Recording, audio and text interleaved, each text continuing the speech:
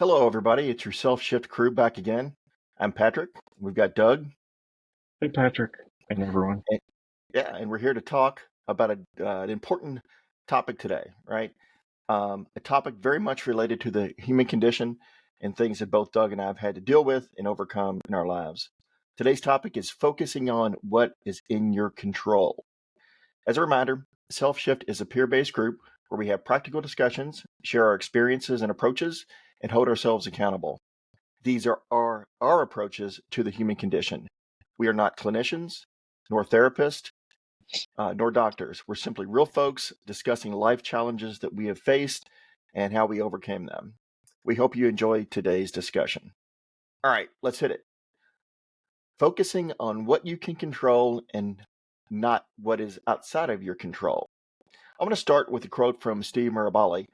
Incredible change happens in your life when you decide to take control of what you do have power over instead of craving control over what you don't.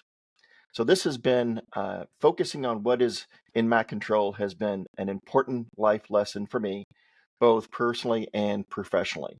Over the years, I spent many an hour focusing on what was outside of my control, which was a complete waste of time, where I should have been focusing on what is in my control. So why did I do that? Why was I focusing on things outside of my control? Really, two reasons. I didn't fully understand what was and wasn't in my control. And many times it's easier to focus on things outside of your control than doing the actual work to determine what is in your control and getting after it. Step one for me was learning what was in my control, namely what I eat and drink, where I spend my energy, my values and actions, my character and integrity, how I treat myself and others, how I take care of my body and mind, and who I associate with. What's clearly not in my control, but I had to learn this over time, is the past, the future, actions of others, opinions of others, what people think of me, and the outcome of my actions and efforts. Again, as I mentioned just a little while ago, I learned these lessons both personally and professionally, right? And what I did after reading much material and doing a lot of studying and introspection was to put a mental step in my daily activities in which I evaluate at a situational level what I control or what is in my control and what is not in my control, radically accept what is not in my control, and get after what is in my control. I know that was a lot of controls there, but that is a step that I put into my daily activities. For example, I used to be obsessed with when I was giving a presentation or doing a project at work, what people would think about it. Would they judge me? What would be their opinion of this? And it was time consuming and a downright painful thing to do on a daily basis. Once I realized that I really couldn't control others' opinions or judgments or even the outcome of what I was proposing or what I was documenting or recommending or whatever, it was liberating. I could focus on the actual work, do my best job, and detach from the outcome, the judgments and opinions, because they are outside of my control. Focused on what I could control and let the rest go. Again, it allowed me to do my best work, put my best foot forward, knowing that if I've done my best and the outcome is beyond my control, then there's nothing more that I need to do. It was a game changer for me, right? It reduced worrying, reduced anxiety, and even procrastination. All right, Doug, that was a Patrick's perspective. I've done a lot of talking here. What are your thoughts? Yeah, I would echo a lot of what you're saying, and I would think in my teens, in my 20s, 30s, even early 40s, I just didn't realize how much I was letting things that I cannot control uh, impact my daily life. And so, along your lines, similar things you were saying, personally and professionally, this is a concept that I just wasn't recognizing for a long, long time. And it wasn't until I started to learn about mindfulness that I started to, you know, hear about this notion of, think focusing more on what you can control and less on what you can't control. And mindfulness helped me because, like, just doing daily meditations, a lot of times you focus on your breath. And when you're focused on your breath, your mind starts to wander. And when you're able to recognize your mind is wandering and you're able to bring it back, it lets you start to learn to have more control over what you're thinking and that kind of thing. And that technique uh, is what turned out to be more helpful in my daily life because, like, at work, I was a nervous wreck. I was always worried about, like, what happens if my system goes down and I can't get it, can't resolve the issue. I'm going to get fired. I'm going to fail. I was always worrying about, things. I always had sort of the worst case scenario mindset. Like you were saying, doing a presentation, I was always worried, like, I'm going to do a terrible job. And what if I was always trying to anticipate the hardest question I would be asked or what I wouldn't be able to ask. And it was helpful in terms of like being prepared, but it was not helpful in terms of the amount of just stress and worry that I put on myself. And so I started to recognize, like, I started to use the mindfulness technique to recognize, oh, dude, you're focusing on things you can't control. So I would, and exactly like you were saying, I can't control choices I made in the past. And so just revisiting it over and over again isn't going to help me. And I can't control exactly what will happen in the future, but it's likely not going to be as bad as I think it's going to be. And so, again, mindfulness has been helpful with this concept of like catching myself.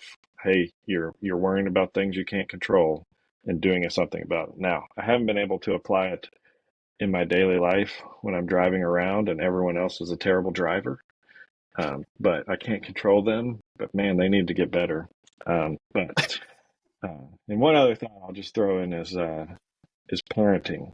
Parenting is it's really tough in this place because like you can't control the decisions your kids make, and it can be hard sometimes. But all you can do is sort of try to influence them as best you can, help them while they're growing up, and then hope they make the right decisions going forward. But there's some random thoughts. No, those were actually some key items. So I'm going to riff on what you were describing there. So I think the mindfulness component really, really plays in. And I'm going to use that, take your example a little bit further with traffic or bad drivers or whatever, because that was one of the things, like when you get stuck in traffic and you're just sitting there and you can't move. Clearly, if you accept that that is outside of your control, is there anything productive you can do? Right? Can you think through an agenda for a meeting, or can you, whatever the case may be, clean your uh, center console in your car or whatever? Um, because I truly used to struggle when people were driving poorly or there was traffic, that somehow I needed to control that situation, or could I control that situation? But going with a mindfulness approach, it doesn't bother me, right? I recently was stuck in a 2-hour traffic jam, coming back from another city with a conference, and it was late at night, and there was clearly me and a lot of other people stuck on the interstate highway. And since we were completely stopped, I got my notebook out, I journaled and did a few things like that, as opposed to in the past, I would have just stewed and, like scowled for 2 hours, Yeah. hoping that my anger would somehow change the situation. The other thing that you said, I think, was really, really key is, um, two examples, and these are a little bit meandering. I'm going to give you one. Is, one of the things that, or a really, really basic example is, like, you're driving home from work or coming home from work, and you need to mow the lawn that evening, right? And you look up, and the weather's a little bit dark, right? And you're either going to get home, be able to cut the grass, or it's going to rain and you can't cut the grass, and it's high, and your neighbors are upset with you, right? Um, as opposed to getting angry because the rain is coming and your grass is wet and you can't cut it, and you stand there in your driveway getting wet, just scowling over the fact that you can't cut your grass. Accept the fact that you can't. Go do something productive, right? Go do something productive. Do the dishes, do the laundry, whatever. Journal, whatever you can to be productive during that time. And that's been a game changer for me as well, right? Again, radically accepting that things are outside of your control, but there are things in your control. They may be minor, they may be little things, but you can move forward with those. And also your parenting, right? You've hit a lot of key points here, Doug. So you've got me going here. Is my parenting model at one point was, I'll tell you what to do and just do it, and then everything will be good, which didn't work to for some strange reason, and had to shift that model to one of, um, you or, and these are adult children, of course, but this is the situation, what do you think you should do? These are my thoughts, maybe can influence or provide guidance or whatever. But at the end of the day, you don't control others, and they're going to make their own decisions and their own judgments and their own actions. The best you can do is, if you need to, or if you're asked to provide your thoughts or whatever, you can't interfere. You can't you can't control folks. So anyway, I can tell you got something important to say. Just again, also emphasizing or amplifying what you were saying, that acceptance thing. But before you can accept, you have to recognize I'm focusing on something that's happened in the past, or something, something someone else is doing, and then respond to say, oh, I'm gonna not do that. And I like your word accept, because I guess that's something that's been the hardest part, is like, it's one thing to recognize it, it's another thing to accept it, and then, quit worrying about the past, or worrying about what might happen, or worrying about a decision your child's going to make. But that's been the nice thing. Again, there's things I wish I knew in my 20s. Like, I wish I knew about mindfulness, because, again, just being able to recognize in the moment that I'm exhibiting one of these behaviors has been the thing that's been helpful to me. Um, so yeah, again, that's this topic of what you can control and what you can't control. Like, it's huge. Yeah, it definitely is. And just one more example, I think this may be a benefit for folks, right? Especially in the work environment, at least it was for me, because closely associated with focusing on what you control, what you can control, and doing your best job there versus getting lost or getting, worrying about things that are outside of your control, is detaching from outcomes, right? So for me, focusing on what you can control and detaching from outcomes that you don't control is really, really key, right? Because there's a natural tendency to think, if I do this, if I do A, then B is certainly going to happen, right? Or if I do A and B, C has got to happen. That's not reality, right? And realizing that you control yourself, you can do the best that you can do. But if somebody else makes a decision, or your boss goes in a different direction, or whatever the case may be, that outcome is outside of your control, right? And you've done what you needed to do. You focused on what you could control, did your best. Now you've got to let that outcome go. That I know that sounds so simple to describe it, but that took me like 45 years to figure out, dude. What about you?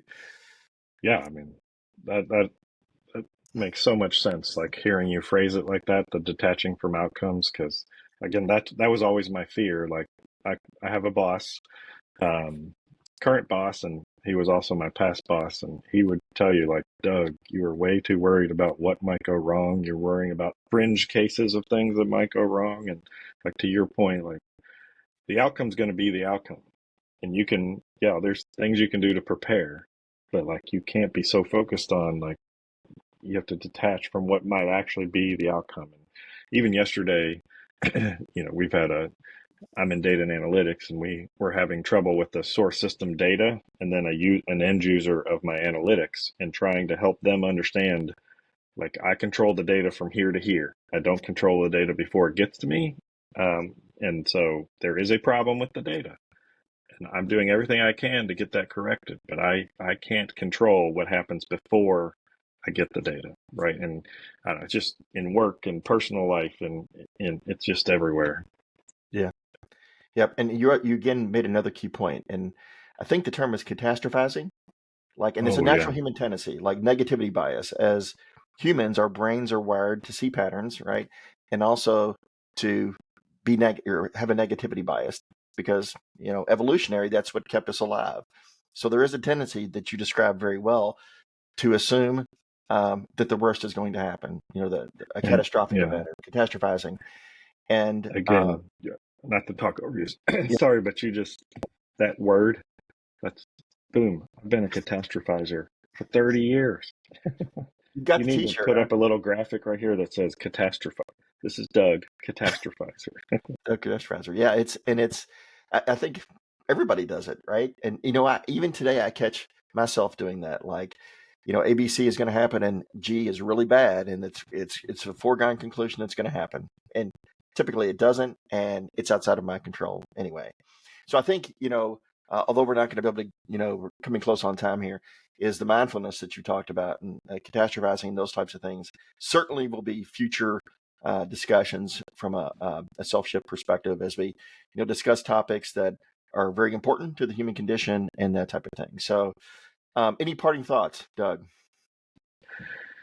Uh, no, it's just, again, life's a journey, life's a set of phases. And so, again, as you reach different points in your life, you might learn things you wish you knew sooner. And just like you were saying with the parenting thing, our kids go through phases, our parents go through phases. And so, like, having these insights, recognizing these behaviors and ways to kind of improve is helpful. So, yeah, thanks Yeah. for hosting. Thanks for the topic. No, that's great. And that was a great closing there, because that's the reason we're doing these discussions, right? Doug and I, having been around the block a few times, learned a few things in life. I learned some approaches, did a lot of introspection and studying, went deep, personally, inside to have our best experiences and best life. So cool. All right, folks, there we have it. That's our thoughts on focusing on what you can control and what you can't control. And as you guys are probably aware, if you've seen any of our videos, I love quotes, right? So I'm going to close with one from the great Stoic philosopher and Roman Emperor Marcus Aurelius. You have the power over your mind, not outside events. Realize this, and you will find strength. Something to think about, folks. If you're interested in our conversations, join us at selfshift.io. Again, selfshift.io. Link in the description below. Have a great week, and remember, shifting to the best version of yourself is possible. Have a good one. Later.